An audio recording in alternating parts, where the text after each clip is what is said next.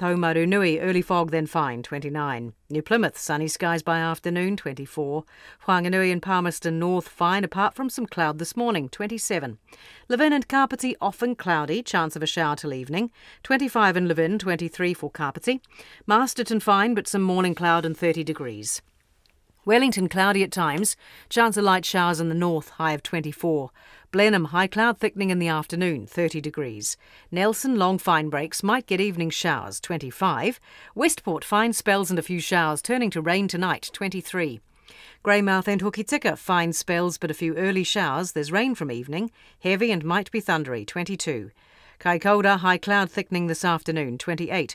Christchurch, Ashburton, Timaru and Oamaru, increasing high cloud, 29 degrees in Christchurch, Ashburton 28, Timaru 27, 26 for Oamaru. Wanaka and Queenstown fine with increasing high cloud and then light rain this evening, Wanaka 24, Queenstown 23. Alexandria is cloudier from afternoon, there's the chance of late rain, a high of 27. Dunedin, high cloud thickening, 25. Invercargill, high cloud, rain at times from evening, and 23 degrees. It's 22 minutes to 8. A lot of feedback coming in on the issue of guns after this latest shooting in America, in Florida. This one in from Nick. Hi, Guy, and no one mentions the elephant in the room, the male elephant holding the gun. Guns aren't the problem, males are the problem. Sorry, Guy, says Nick. Well, no, thanks for your feedback there. Another one in from Simone, who says, another high school shooting in the US. No surprise, they love guns and violence, but why is our media so obsessed with it? It's enough. We've had enough, she says. In the past week, American military would have killed at least a few hundred people in other countries. And why do we never hear about the lives that they destroy?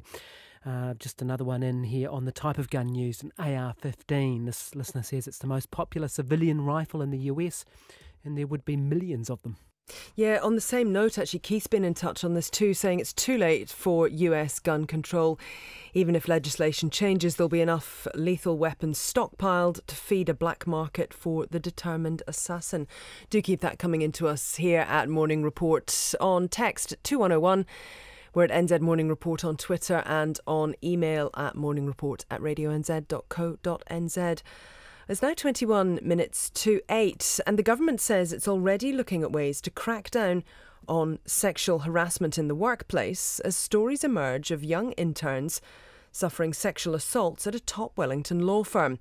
Victoria University has confirmed several of its students on internships at the firm Russell McVeigh reported being sexually assaulted by 2 senior lawyers 2 years ago. The Minister for Women, Julianne Genter, says it's shocking. It's another example of how sexual harassment in the workplace is a real problem, and it's something this government really wants to investigate options to take action on. The law firm at the centre of the sexual misconduct complaints says its focus was always on the welfare of the young women involved. A partner of the firm, Pip Greenwood, who was on the board at the time, says as soon as it became aware of the complaints, it ordered a thorough internal investigation. We took what happened very seriously, and we responded in kind. The people concerned are no longer with the firm, and so we took the communications we had from this woman, the young woman, very, very seriously. We can talk now with Elizabeth Hall. She's a barrister in Wellington and rolling out a survey to investigate bullying and harassment across lawyers in New Zealand. Good morning. Good morning. When this story broke a couple of days ago, what was your reaction? Were you surprised? I wasn't surprised that bullying and sexual harassment happens in the workplace. The legal profession isn't immune from what is common in many other professions and occupations. I suppose, like many of your listeners, though, I was shocked at the serious nature of the allegations, but also heartened that Russell McVeigh seemed to have been taking it very seriously. And also, of course, using this as an opportunity to really put a spotlight on bullying in the workplace, particularly in my interested field of work, which is criminal law, looking at harassment and bullying amongst practitioners in the judiciary.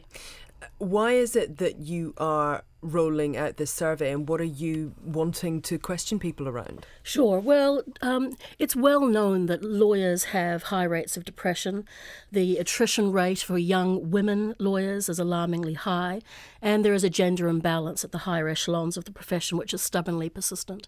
And I think that there's a role to play in examining why those issues are there and whether workplace bullying plays a part in that. Certainly, anecdotally and personally, I'm aware of bullying both within the profession of criminal law and other practices of law. And I felt certainly from 2013 that there was time, the time had come to examine this issue carefully in New Zealand. When you're saying bullying, are you also encompassing inappropriately, sexually inappropriate activity within that, or is it simply what people might recognise more as, I hate to say it, but kind of your regular workplace bullying? Look, I've included in the survey a sexual harassment element as well, but also a bullying where sexual references are made or distinction or discrimination happens based on gender, race, age, and also experience levels. So I think it's important to have a very broad base interest in the subject, and then really what the responses are to the survey will provide some drill down in terms of where the areas of concern and what needs to happen from there. In your experience, do women not complain? Yes. Why not? A host of reasons. The obvious ones, which will be true for many professions. There is a fear that it will mark you in some way, that you will not progress in your career as you might wish to. There's a fear that what you've experienced might be petty or just part of what's expected. I think that the criminal law particularly has a distinct set of characteristics. It's a very high stress work environment with very strong tradition and hierarchical structure. And there is, I think, a certain element of women and men who are bullied that they just need to suck it up. It's part of the job. And if you complain, it's somehow a sign of weakness.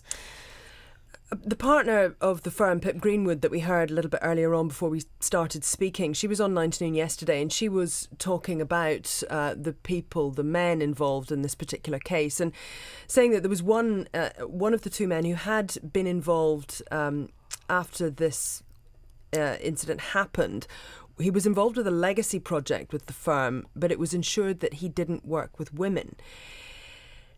Which in some ways you kind of think, well, that's great, they're being kept safe. But the other side of that is that women's careers potentially won't progress. They won't get to be involved with the big client on the legacy project, and they end up being the ones who take the hit at the end of the day. I mean, do firms in general need to completely reframe how they look at women and how the assumptions are based on what women's careers can be and should be? Absolutely. I think, Russell McVeigh is in the spotlight today, but that's by no means an indication. I think that this isn't an issue that extends to other law firms and other legal practices.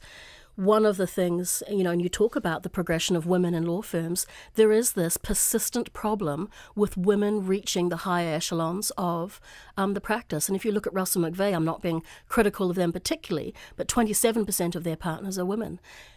Since 1995, the number of women that have been admitted to the bar and are practicing as lawyers outstrips men, and yet we're still not reaching those upper branches. So it is an ongoing conversation, and today the highlight is on workplace bullying and sexual harassment, but it is a much bigger problem that there is no quick and easy answer to. I think in Australia they've been tackling it since 2013. We're very grateful for the work that the Honourable Michael Kirby, the former High Court Judge of Australia, has been doing on judicial bullying. When he retired, he came out very strongly and was talking about bullying between judges and also judges to the advocates. And that really caused a groundswell in Australia of examining this issue. The first thing is to do, of course, have some kind of empirical assessment of how extensive the problem is. Just briefly, for the women who do reach those upper echelons, for the 27%, are they then under pressure to conform to the structure that's already in place? Look, I can't speak for every particular woman, but certainly that's my impression, that if you get to where you're going, then you play by the rules. And the women that have spoken out, the young law graduates and young law clerks, they're really to be commended, because it can't be that other people didn't know about what was happening, and that it took women at the beginning of their career to come out and make a stand demonstrates that there is a problem. Thank you very much for your time. Appreciate you coming into the studio this morning. Elizabeth Hall there. She's a barrister in Wellington and is rolling out this survey to investigate bullying and harassment. When are you hoping to have results from your survey, just by the way? Well, the Criminal Bar Association has offered their complete support to the survey, and so I'm hoping that it will roll out in the next day or so, and probably within a month we'll have a good idea of where things sit. We'll maybe talk to you again then. Thanks very much for your time. 13 minutes to 8. The Australian Prime Minister Malcolm Turnbull has banned his ministers from having sexual relationships with their staff members. It comes as Deputy Prime Minister Barnaby Joyce has been